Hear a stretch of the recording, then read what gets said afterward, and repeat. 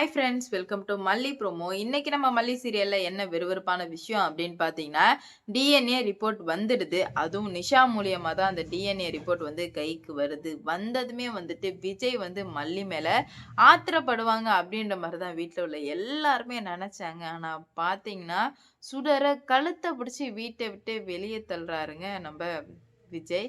இதனால என்ன நடக்க போகுது? என்ன நடந்துச்சு? அப்படின்னு சொல்லிட்டு தாங்க பார்க்க போறோம்.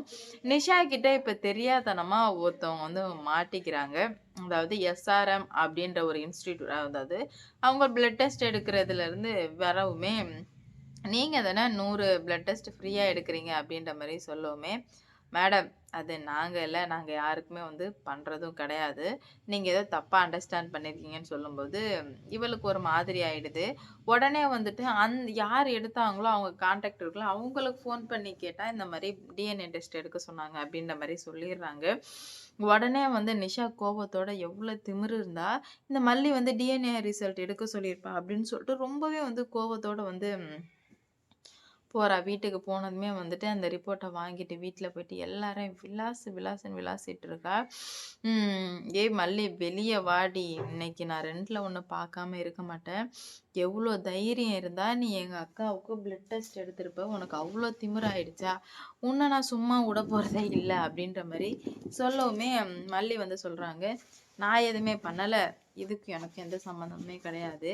அதனால நீ வந்து நான் தான் எடுத்தேன் அப்படின்ற மாரி நெனச்சா, அதுக்கு நான் ஒண்ணும் பண்ண முடியாது நிஷான்னு சொல்லவுமே, எங்க விஜய் இதுக்கு இதுக்கு நான் எதனா ஒண்ணு பண்ணியே ஆகணும்.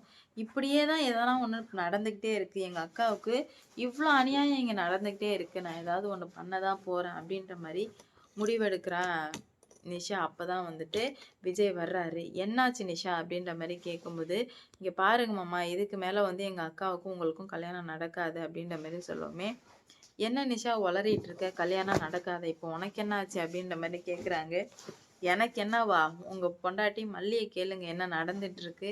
என்ன பண்ணிட்டு இருக்கான்னு அவள கேளுங்க." அப்படின்ற மாரி சொல்லவுமே, "ஏன் மல்லி என்ன ஆச்சு?" அப்படின்ற மாரி கேட்குறாங்க. "இல்லங்க நான் ஒண்ணும் பண்ணல.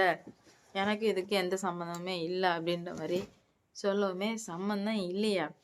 ஏன் மல்லி இவ்ளோ பொய் சொல்ற? எங்க அக்காவுக்கு டிஎன்ஏ ரிப்போர்ட்." அவ உள்ள டிஎன்ஏ ரிசல்ட்ட வந்துட்டு என்ன இருக்குன்றத நிஷா கவனிக்கல. கவனிக்காமலே இவ பாட்டுக்கு வந்து இஷ்டத்துக்கு பேசினதுனால, என்ன பண்றதுன்னே தெரியல. டிஎன்ஏ ரிப்போர்ட்டான்னு சொல்லிட்டு ஸ்டார்ட்டிங்ல மல்லி மேல பயங்கர கோவப்படுறாரு விஜய். என்ன பண்றதுன்னு சொல்லிட்டு சுத்தமா புரியல விஜய்க்கு. அப்பதான் வந்துட்டு மல்லி சொல்றாங்க, "விஜய் கொஞ்சம் என் மேல கோவப்படாம அந்த ரிப்போர்ட்ல என்ன இருக்குன்னு பாருங்க விஜய். பார்த்துட்டு நீங்க ஒரு முடிவுக்கு வாங்க. நான் தாராளமா ஏத்துக்கிறேன் விஜய்." அப்படின்ற மாரி சொல்லவுமே, மல்லி இப்படி சொல்ல மாட்டாளே! அப்ப கண்டிப்பா வந்துட்டு உண்மையிலுமே ஏதோ இருக்குன்னு சொல்லிட்டு ரிப்போர்ட்ட வாங்கி பார்த்தா, கதிரேசனுக்குள்ள டிஎன்ஏவும், சுடருக்குள்ள டிஎன்ஏவும் கொஞ்சம் கூட ஒத்தே போகல. அதாவது ரேணுகா சுத்தமா ஒத்தே போகல. இத பார்த்து விஜய்க்கு படபடபடன்னு ஆயிடுச்சு. என்ன பண்றதுன்னே தெரியல. நிஷா அதுக்கு முன்னாடி தான் தாம் தக்க தைய தக்கன்னு குதிச்சிட்டு இருந்தா. ஆனா வந்து அவளுமே வந்து டிஎன்ஏ ரிப்போர்ட் தெரிஞ்ச உடனே என்ன பண்றதுன்னு அவளுக்கு சுத்தமா புரியல. உடனே வந்து ஏன்னா அவள டிஎன்ஏ எப்படியுமே தான் அக்காவ எப்படி சந்தேகப்படுறது? அந்த அந்த ஒரு தாட்டே கிடையாது. டிஎன்ஏல என்ன ரிப்போர்ட் வந்திருக்குன்னு கூட நிஷா பார்க்காம தான் வந்து இவ்ளோ பண்ணா. ஆனா வந்துட்டு விஜய் தான் பார்த்துட்டாரு டிஎன்ஏ ஒண்ணா இல்லன்னு. பார்த்த வேகத்துக்கு விஜய்க்கு வந்து என்ன பண்றது போறதுன்னு சொல்லிட்டு சுத்தமா புரியல. உடனே விஜய்க்கு வெல வெலன்னு ஆயிடுது. "என்ன பண்ணிட்டு இருக்கே என்ன பண்ணிட்டு இருக்க மல்லின்னு?" கேட்ட செகண்ட்லயே, "ஏய் ரேணுகா இங்க வா." அப்படின்ற மாரி ஷாக்கா கூப்பிடுறாரு. சுடர் உச்சக்கட்ட பயத்துல இருக்கா. ஐயையோ! விஜய்க்கு தெரிஞ்சிருக்குமோ அப்படின்னு சொல்லிட்டு. ஆனா வந்துட்டு விஜய்க்கு தெரியல. மல்லிக்கு எவ்ளோ வலிச்சிருக்கும். ஏன்னா இவ்ளோ நாளா மல்லியும் விஜயும் அவ்ளோ லவ் பண்ணி சந்தோஷமா இருந்துட்டு இருந்தாங்க. அவங்க வாழ்க்கைய வந்து ரொம்ப அழகா, வித்தியாசமா வந்து வாழ்ந்துட்டு இருந்தாங்க. குட்டி குட்டி சண்டைகள் போட்டு, அன்ப பரிமாறிட்டு அவ்ளோ சந்தோஷமா இருந்தாங்க. இப்ப 3வதா ஒரு பெண் வரும்போது, அதோட வலி வந்து கண்டிப்பா மல்லிக்கு மட்டும் தாங்க தெரியும். ஏன்னா வந்துட்டு அந்த இடத்துல இருந்து பார்த்தா மட்டும் தான் அந்த வலி தெரியும்னு சொல்லுவாங்க. ஆனா புரிஞ்சிக்கவும் முடியும். ஆனா வந்து மல்லியோட வலிய கண்டிப்பா எவ்ளோ எக்ஸ்பிளைன் பண்ணாலும் புரிஞ்சிக்கவே முடியாது. அதனால தான் வந்து மல்லி அமைதியாவே இருந்து கையாண்டுட்டே இருந்தாங்க. சிரிச்சுக்கிட்டே இருந்தாங்க. மெஹந்தி வைக்கும்போது சிரிச்சுக்கிட்டே பொறுமையா இருந்தாங்க. ஏன் இப்ப லாஸ்ட்டா ஃபோட்டோ ஷூட் கூட எந்த சாரி கட்டணும்னு வாயாலே சொன்னாங்க. ஃபோட்டோ ஷூட் எடுக்கிறத நேருக்கு நேரா பார்த்தாங்க. அது எல்லாத்தையும் பார்த்து மல்லி மனசு எப்படி இருந்திருக்கும்? கஷ்டத்த வச்சுட்டு வெளிய சிரிக்கிறாங்கன்னா, உண்மையிலுமே அவங்கலாம் ரொம்ப பாவம் தாங்க சொல்லியே ஆகணும். ஏன்னா வந்துட்டு அப்படி சிரிக்க முடியாதுல்ல. கஷ்டம்னா கஷ்டம் தான். எனக்கு என்னால சோகமா இருக்க முடியும், அழுக முடியும் அவ்வளோதான். அத தாண்டி இல்ல அப்படின்னு சொல்லிட்டு மத்தவங்களுக்காக சிரிச்சுட்டு வாழ்றாங்க மல்லி. அப்படி இருந்தவங்களுக்கு இன்னைக்கு மிகப்பெரிய ஒரு நல்ல விஷயம், சர்ப்ரைஸ், ஒரு கிஃப்ட் என்ன வேணா சொல்லலாம். அது கிடைச்சிருக்கு அப்படின்னா, அந்த டிஎன்ஏ ரிப்போர்ட் மட்டும் தான். டிஎன்ஏ ரிப்போர்ட்ல இந்த மாரி இருக்கு. அ டிஎன்ஏ ஒண்ணா ஆகலன்னு தெரிஞ்சதுமே, விஜய்க்கு என்ன பண்றதுன்னே தெர்ல. "நிஷா இதுல என்ன இருக்குன்னு பாத்தியா?" அப்படின்ற மாரி ஷாக் ஆயிறாரு. "அதுல என்னமாம்மா இருக்கறதுக்கு இருக்கு? நீங்க ஏன் வந்து அதெல்லாம் பாக்குறீங்க?"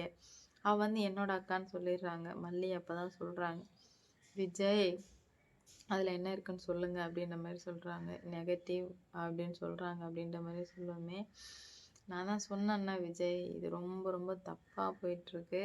இது வந்து ரொம்ப மோசமானது நான் சொன்னேன் விஜய். நீங்க கேட்கல. கடைசியில பார்த்தீங்கல்ல நீங்க எவ்வளோ கஷ்டப்படுறீங்கன்னு அப்படின்னு சொல்லிட்டு.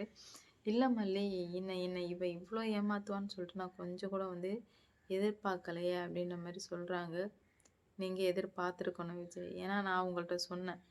நம்ம 2 பேர் மேல நீங்க காதல், அன்பு வச்சிருந்தீங்க அப்படின்னா, கண்டிப்பா வந்து இந்த மாரி நீங்க பண்ணியிருக்க மாட்டீங்கன்னு சொல்லிட்டு மல்லி ரொம்ப வருத்தப்பட்டுட்டு இருக்காங்க. அவங்களுக்கு என்ன பண்றது போன்னு சொல்லிட்டு சுத்தமா புரியல. ம். கேட்குறாங்க, "ஏன் என்ன வந்து நீ இந்த மாரி விட்டுட்ட?" அப்படின்ற மாரி கேட்குறாங்க. நான் உங்களுக்கு எவ்வளவோ புரிய வைக்க ட்ரை பண்ணேன் விஜய். ஆனா நீங்க புரிஞ்சுக்கிற மாரி இல்ல. அதான் நான் விட்டுட்டேன்.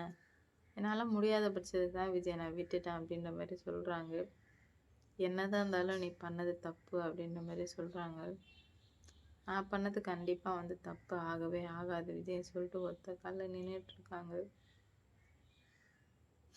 பாப்போம் என்ன நடக்க போகுது? என்ன மாரிலாம் வந்து கொண்டு வர போறாங்க அப்படின்னு சொல்லிட்டு. மல்லியோட இடத்துல நீங்க இருந்தீங்கன்னா, என்ன பண்ணுவீங்கன்னு சொல்லிட்டு மறக்காம வந்து கமெண்ட்ல சொல்லிட்டு போங்க. ஏன்னா, நிஜமாலுமே வந்துட்டு மல்லி படுற கஷ்டம்லாம் மல்லிக்கு மட்டும் தான் தெரியும்.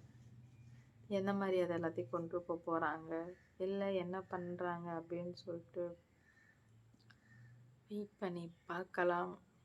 லைக் பண்ணுங்க, ஷேர் பண்ணுங்க, மறக்காம சப்ஸ்கிரைப் பண்ணிக்கோங்க.